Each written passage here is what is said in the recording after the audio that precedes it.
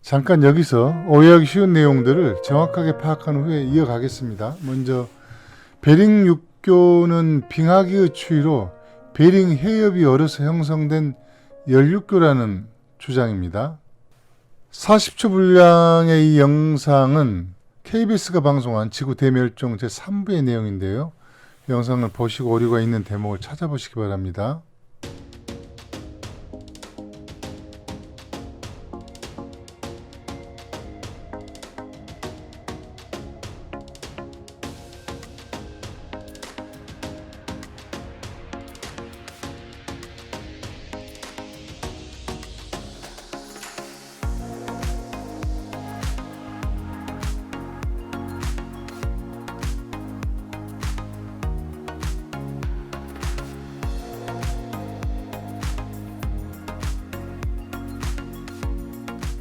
영상에서 잘못된 내용이 보였는지 모르겠습니다. 한 곳이 아니고 몇 곳이 있는데요. 우선 주목해야 할 대목은 마지막 극성 빙기의 빙상의 확장선 그리고 육지의 범위에 대한 오해입니다. 이것을 정확하게 이해하지 못하면 이 시기에 대한 바른 이해와 연구는 사실상 접근이 어려울 수밖에 없는데요.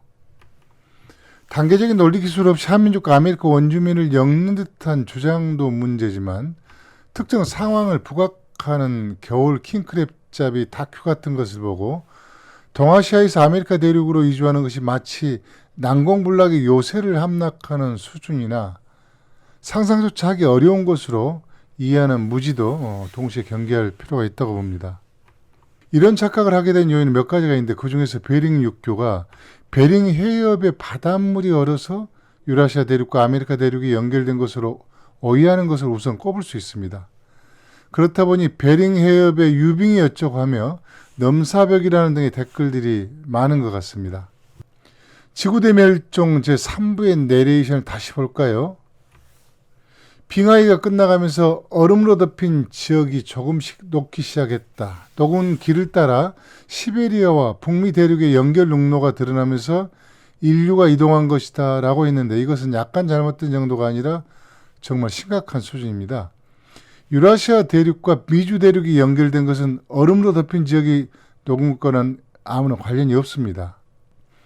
캡처 화면을 보면 빙상과 육지 구분이 모호하고 빙상이 알류산 열도까지 확장되어 있습니다.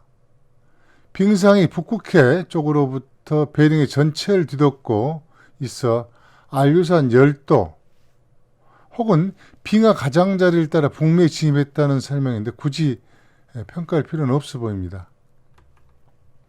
보시는 지도는 빙하 경계선에 오류등이 있지만 마지막 극성 빙기를 나타낸 세계 지도 중에서는 상대적으로 가장 정확도가 높은 지도입니다.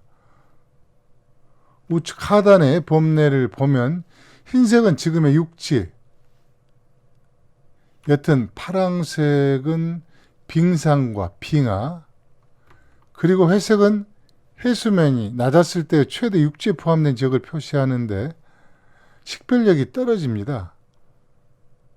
더군다나 서구인의 관점을 반영한 대서양 중심의 지도에서 동아시아에서 미주 대륙을 향한 문명사를 상상하거나 파악하기가 쉽지 않습니다. 이 지도는 가독성을 위해 항림에서 재디자인한 지도인데 색상을 바꾸고 지도 중심은 대서양에서 태평양으로 옮겼습니다. 흰색은 동일하게 지금의 육지, 아이보리는 해수면이 지금보다 125m 낮았을 때 육지, 그리고 파랑은 빙상과 빙하 혹은 빙붕입니다. 아이보리색의 육지를 잘 기억해 두시기 바랍니다. 그럼 베링해협 지역을 확대해 보겠습니다. KBS 다큐에서는 베링해협 전체가 빙하로 덮였다고 했는데 어떤가요?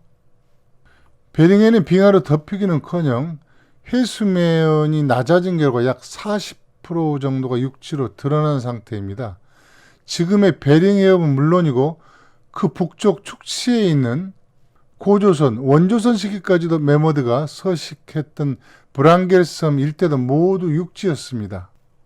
과학자들은 베링 기하가 전통적으로 광활하고 평평하며 나무가 없는 평원으로 믿어졌지만 베링의 퇴적물 코어에서 나온 증거는 일부 장소의 난쟁이 관목과 심지어 나무의 피난처가 있었을 수도 있음을 시사한다고 분석했습니다.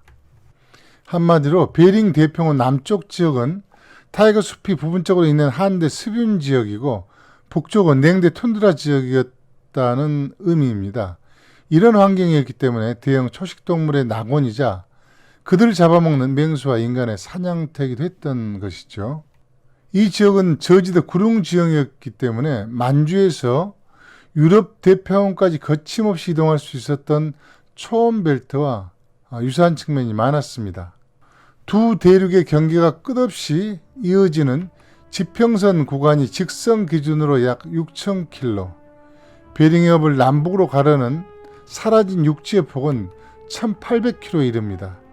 비교해보면 동서폭은 압록강 하구에서 카스피해 구간과 같고 남북폭은 압록강 하구에서 타이완, 대만의 정중앙까지와 같습니다.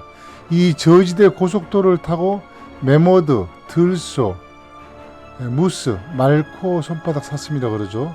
엘크, 털꽃풀소가 북미로 확산됐고 북미에서는 말, 낙타, 술로 그리고 흑곰 등이 앞으로 유라시아 대륙으로 들어왔습니다.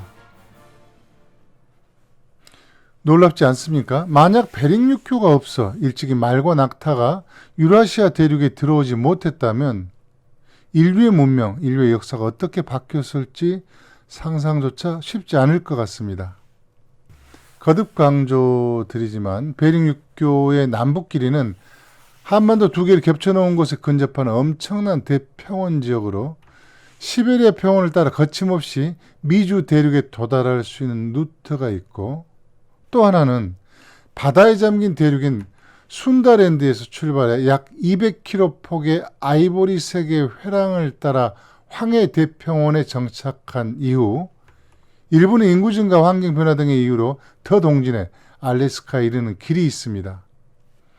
일본은 동해 연안 루트를 따라 북동진해 캄차카 반도 북단에서 빙하 회랑을 통과해 베링해에 도달한 후에 지중해가 된 베링해를 시계 방향을 돌아 알류산 열도 동단에 이르는 육상 루트입니다. 아이보리색의 해안 저지대를 이용해 도보로만 알래스카에 진입할 수 있죠. 이번 루트는 큐슈, 혼슈, 홋카이도까지 육상으로 이동한 후에 배를 이용해 쿠릴 열도의 징검다리 섬을 건너 캄차카 반도 동단으로 올라가 A코스에 합류하는 코스입니다. 그리고 사실상 3원에 해당하는 곳인데 캄차카 반도까지 1, 2번 코스로 이동한 후에 알루산 열도를 배로 건너는 B코스를 선택하는 방법이 있습니다. 그럼 세 가지 루트 모두 C 지점에 도착하죠.